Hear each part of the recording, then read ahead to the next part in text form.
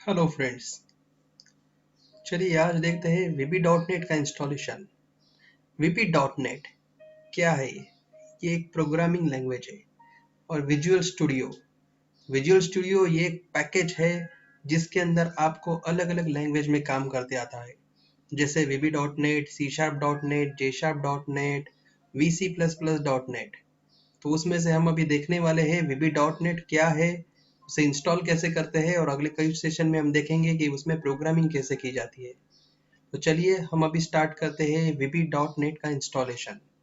तो सबसे पहले आपको बता देता हूँ कि वीबी डॉट नेट यानी ही विजुअल स्टूडियो का ये जो पैकेज है ये अलग अलग वर्जन्स में आता है, जैसे 2003, 2005, 2010, 2012, 2017, बहुत सारे वर्जन्स है।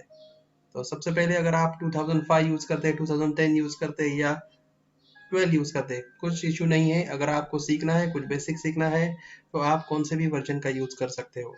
हाँ, अगर कुछ एडवांस या कुछ अगर एनिमेशन की ऐसा कुछ नई टेक्निक आई है तो वो आपको लेटेस्ट वर्जन्स में मिलती है। बट अगर आपको सीखना है वीबी डॉट नेट तो आप 2005, 2010 या कौन सा भी वर्जन यूज कर सकते हो। अगर आप किसी भी वर्जन में अगर प्रोग्राम करते हो तो वो कई और वर्जन में भी यूज होता है, रन होता है। तो चलिए देखते हैं कि विजुअल स्टूडियो इंस्टॉल कैसे करते हैं। यहाँ मेरे पास विजुअल स्टूडियो 2010 का सेटअप है। इस सेटअप में ये हमें सीडी जो है उसमें मिलता है। जैसे आप परचेस करते हो विजुअल स्टूडियो तो उसके साथ आपको एक कीज भी मिलती है जो कि इसमें इनबिल्ड है। देखिए आपके सामने अभी आ गया है कि विजुअल स्टूडियो 2010। तो यहाँ मैं इंस्टॉल पे क्लिक कर रहा हूँ। अब इसमें कुछ प्री रिक्विसाइट होते हैं, जैसे कि आपको कुछ एक्स्ट्रा वर्जन्स लगते हैं तो वो वहाँ इंस्टॉल कर देता है, या डॉट नेट फ्रेमवर्क रहता है वो इंस्टॉल करता है। अगर पहले से आपके कंप्यूटर में हो तो वो वैसे भी बताता है कि आपके वो कंपोनेंट आपके कंप्यूटर में इंस्टॉल है। ओके, तो मेरे सामने है विजुअल स्टूडियो 2010 अल्टीमेट, जिसका अभी सेटअप हो रहा है। Setup is loading installation component. जो भी सेटअप के लिए कंपोनेंट की रिक्वायरमेंट होती है वो विंडोज़ के टेम्पररी फोल्डर में वो इंस्टॉल कर देता है, और उसके हिसाब से ये जो भी सेटअप है वो रन होता है।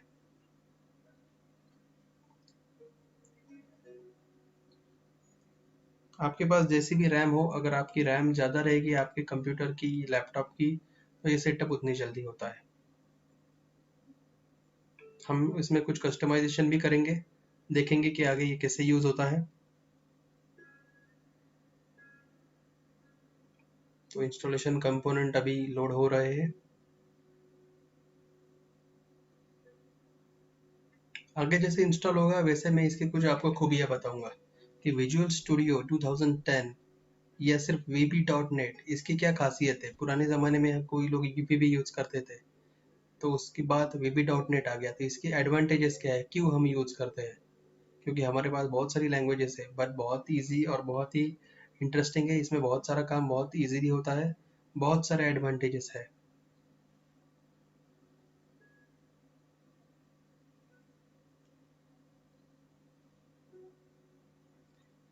विजुअल स्टूडियो इसमें बहुत सारी लैंग्वेजेस का सपोर्ट रहता है, जैसे VB, C sharp, J sharp, V C plus plus dot net.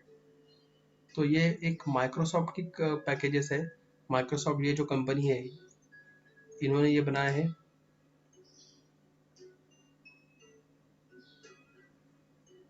तो अभी ये इंस्टॉलेशन कंपोनेंट लोड हो गए। इसके बाद हम देखेंगे कि कस्टमाइजेशन कैसे होता है और हम ये कैसे इंस्टॉल करते हैं।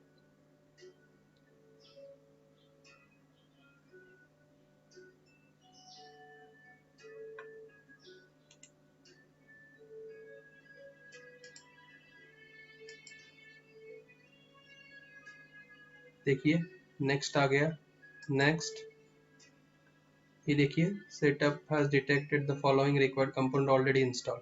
तो मेरे कंप्यूटर में माइक्रोसॉफ्ट डॉट नेट फ्रेमवर्क 4 है। अब ये डॉट नेट फ्रेमवर्क ये एक फ्रेमवर्क है जिसमें मैं बताऊंगा कि आगे क्या क्या रहता है, और बाकी वो कंपोनेंट ऐड करने वाले हैं। I accept. नेक्स्ट, तो यूज़र एग्रीमेंट रहता है, जैसे कि इसका प्रोफेशनल यूज़र हो। अब यह फुल इंस्टॉल किया तो सारी जितने भी मैंने लैंग्वेजेस के जैसे SQL server, SharePoint, VC plus plus, J sharp, C sharp सब देखेंगे। बट अभी हम स्पेशली हम वीबी डॉट नेट देख रहे हैं, तो मैं कस्टम पे क्लिक करूंगा। मैं नेक्स्ट कर रहा हूँ। देखिए मेरे सामने सारे कंपोनेंट्स आ गए, जिसमें से मैंने अभी विजुअल सी प्लस प्लस निकाल दिया। सी शार्प भी मुझे नहीं चाहिए, एफ शार्प चाहिए, जे शार्प नहीं चाहिए। ओके, तो बहुत सारी चीज़ें हैं कि जिसमें से मैं रख सकता हूँ या निकल सकता हूँ। मैं शेयर पॉइंट भी निकाल देता हूँ चाहिए तो। ओके, तो मैंने प्योरली यहाँ विजुअल बेसिक रखा है। थोड़ी चाहिए तो ये देखिए, आप जैसा कुछ निकाल रहे तो वहाँ वो साइजेस बताता है। अभी मैंने जो चूज़ किया इसके हिसाब से 4.8 GB रिक्वायरमेंट है उसकी। बहुत सारी ग्राफिक है जी, कुछ डेवलपमेंट टूल्स है, तो इसमें से ये कुछ कम्युनिटी जो अभी कैसे कि बहुत सारी एक्स्ट्रा चीज़ें रहती है, अगर आप यूज़ करते हो तो आप रखो, नहीं तो नहीं कर सकते। अभी मैंने ये कस्टमाइज किया, सिर्फ विजुअल बेसिक रखा, बाकी सब निकाल दिया मैंने। अब मैं इंस्टॉल पे क्लिक कर रहा हूँ, इंस्टॉल।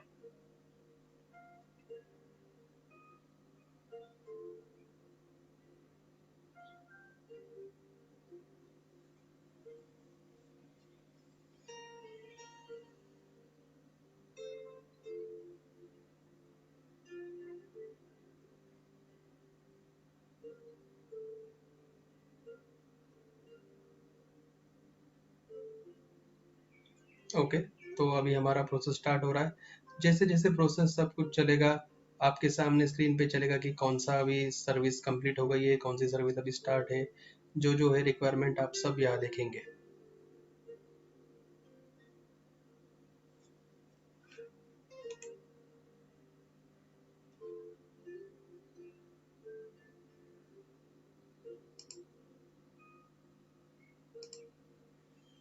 तो अभी हम कुछ थियोरेटिकली बात कर लेते हैं। विजुअल स्टूडियो, अभी आपने देखा कि यह एक डॉट नेट फ्रेमवर्क लगता है। तो डॉट नेट फ्रेमवर्क एक ऐसा पैकेज है कि जिसके अंदर आपको ये सेटअप रन करने के लिए जो भी कंपोनेंट लगते हैं वो वहाँ इंस्टॉल करते हैं। अगर आप इसकी कुछ EXE बनाते हैं, यानी इसका मतलब अगर आपने डॉट नेट का यूज़ करके जो कुछ प्रोग्राम कुछ EXE बनाई और सामने वाले अपने क्लाइंट को अगर वो यूज़ करने को दी, तो उसके कंप्यूटर में कंपलसरी आपको ये डॉट नेट फ्रेमवर्क रहना ज़रूरी है। डॉट नेट फ्रेमवर्क वैसे ऑफलाइन इंस्टॉल भी हो जाता है, आप डाउनलोड कर सकते हैं। 3.5, 4.0, 4.5 ये अलग अलग टाइप के फ्रेमवर्क रहते हैं। ओके, तो आपको वो क्लाइंट को देना पड़ेगा। विजुअल स्टूडियो में जैसे हम वीबी डॉट नेट का यूज़ करके विंडोज़ के प्रोग्राम बना सकते हैं, वैसे ही वीबी डॉट नेट में हम वेबसाइट भी बना सकते हैं। तो जिसके लिए हमें यूज़ करते हैं कि ASP.NET। तो आप उस ASP.NET यूजिंग VB, यानी जो VB के कोड है उसका यूज़ करके आप कोई वेबसाइट भी बना सकते हैं। तो ये बहुत बड़ा एडवांटेज है विजुअल स्टूडियो का। हम इस सेशंस में प्योरली VB.NET सीखने वाले हैं, इसलिए हम आगे सब VB.NET की ही बात करेंगे। तो अभी मैं जो बता रहा हूँ ये सिर्फ आपकी इंफॉर्मेशन के लिए है। सबसे मेन एडवांटेज जो कि हम पुराने ज़माने में क्लासिक विजुअल बेसिक यूज़ करते थे, उसका ये एडवांस वर्जन डॉट नेट है, और इसके अलग अलग वर्जन है जैसे मैंने बताया। वे भी प्योरली OOP नहीं था, यानी ऑब्जेक्ट ओरिएंटेड प्रोग्रामिंग को वो प्योरली सपोर्ट नहीं करता था, बट विजुअल स्टूडियो OOP को पूरा सपोर्ट करता है। देन डॉट नेट कंपाइलर, सबसे मेन एडवांटेज है कि इसमें ऐसा है कि अगर आपको कोई प्रोग्रामिंग लैंग्वेज अगर अच्छे से आती है, जैसे अगर किसी को विजुअल बेसिक बहुत अच्छी आती है तो वो VB डॉट नेट यूज़ कर सकता है। अगर किसी को OOP अच्छी आती है, C अच्छी आती है, तो वो C sharp dot net use कर सकता है। अगर किसी को जावा बहुत अच्छी आती है तो वो J sharp dot net use कर सकता है। अगर किसी को VC प्लस प्लस अच्छी आती है तो वो VC plus plus dot net use कर सकता है। तो ये बहुत ही एडवांटेज है। और हाँ, एक खासियत जैसे कि अगर एक ही प्रोजेक्ट में आपको अलग अलग कोडिंग करनी है, यानी अगर मेरा कोई प्रोजेक्ट चालू है और किसी ने एक अगर फॉर्म बनाया जो VB में है और दूसरे बंदे ने अगर फॉर्म बनाया वो C शार्प में है, तो वो दोनों कोड एक ही प्रोजेक्ट में रन हो सकते हैं। यही खासियत है डॉट नेट फ्रेमवर्क की, क्योंकि इसके अंदर है CLR, common language run time. CLR एक ऐसा कंपोनेंट है जो आपके अलग अलग लैंग्वेजेस में किए हुए कोड को कंपाइल करता है और उसे एक ही लैंग्वेज में बनाता है जिस लैंग्वेज का नाम है MSIL, माइक्रोसॉफ्ट इंटरमीडिएट लैंग्वेज, जो कि जिसमें JIT just in time compiler, different data types के कन्वर्जन्स होते हैं। और जैसे कि मैंने कहा कि अगर कोई VB में कोड कर रहा है तो वहाँ वो इंटीजर को डिक्लेयर करता है डीम आई एज इंटीजर, और कोई C में डिक्लेयर करता है इंट आई, तो इन दोनों को वो सही एक ही समझता है। यही काम है CLR का। तो ये सबसे बड़ा एडवांटेज है विजुअल स्टूडियो का कि जो आपको फ्रीडम देता है लैंग्वेजेस यूज करने की। देन आगे का जो मेन एडवांटेज है वो है आपका प्लेटफॉर्म इंडिपेंडेंट। प्लेटफॉर्म इंडिपेंडेंट यानी अगर आप कोई कोड बनाते हो तो वो विंडोज में भी चलता है, वो लिनक्स में भी चलता है, वो ubuntu में भी चलता है, वो कोई और मैक में भी चलेगा। तो ये बहुत ही एडवांटेज है विजुअल स्टूडियो के कोड्स का। देन SQL सपोर्ट, जो भी SQL सर्वर्स रहते हैं, जो भी डेटाबेस या बैकएंड के लिए यूज होता है, तो बहुत सारी चीजें विजुअल स्टूडियो में इनबिल्ट दी है। तो आपको लिंक क्यू अगर सब करना है या कोई दूसरा अगर सर्वर इसको कनेक्ट करना है तो बहुत इजीली कनेक्ट हो जाता है। जैसे पुराने ज़माने में आप RDO, DAO या फिर कुछ यूज़ करते थे, तो वैसे ही इसमें ADO.NET यूज़ किया है। ADO.NET, अभी बहुत सारे .NET देख रहे हैं पर हम अभी VB.NET पढ़ने वाले। तो विजुअल बेसिक में जब भी कभी डेटाबेस के कुछ काम आता है तो हम ADO.NET के कुछ कंपोनेंट को वहाँ डिक्लेयर कर देते हैं। फिर अगर वो माइक्रोसॉफ्ट एक्सेस हो या फिर SQL सर्वर, तो अगर आप डेटाबेस के कुछ काम करते हैं तो आपको डेटाबेस में आपका ADO.NET के साथ काम हो सकता है। देखिए बहुत सारी चीज़ें ऑलरेडी इंस्टॉल हो गई है और हम देख रहे हैं आगे की क्या क्या इंस्टॉलेशन चालू है।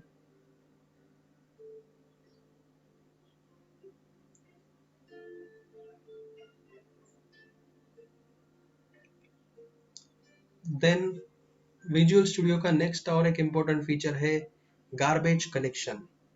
गार्बेज कलेक्शन इसका मतलब ऐसा है कि अगर जैसे पुराने स्टाइल में हम अगर COOP की कुछ कोडिंग करते थे और मैंने अगर कोई वेरिएबल डिक्लेयर कर दिए IJK, और मैंने अगर उसका यूज खत्म होने का अगर मैंने आई यूज किया, जे यूज किया, बट के का मेरा कहीं यूज नहीं हुआ, तो उसकी मेमोरी मेरी वेस्ट जाती थी।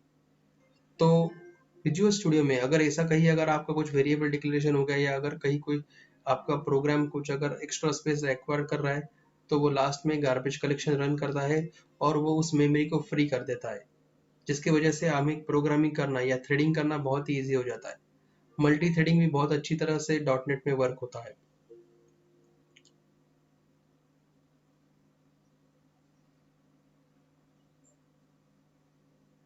लैंग्वेज इंडिपेंडेंस और प्लेटफॉर्म इंडिपेंडेंस ये बहुत ही बड़ा एडवांटेज है .NET का, जिसमें से हम अभी VB.NET देखने वाले हैं, जो कि विजुअल बेसिक लैंग्वेज पे है, जो क्लासिक विजुअल बेसिक लैंग्वेज थी उसी पे डिपेंड है।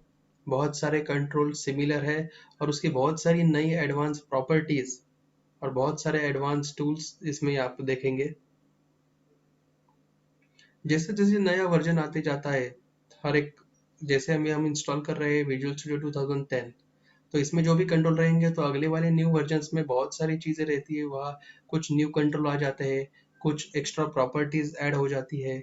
ओके, बट इसका मतलब ऐसा नहीं कि अगर आपने पुराने अगर 2005 में कोई कोड किया है या 2010 में कुछ कोड किया है वो 2012 में नहीं चलेगा। जो कोड आप प्रीवियस वर्जन्स में कर रहे हो वो आपके अगले वर्जन्स में भी चलेंगे।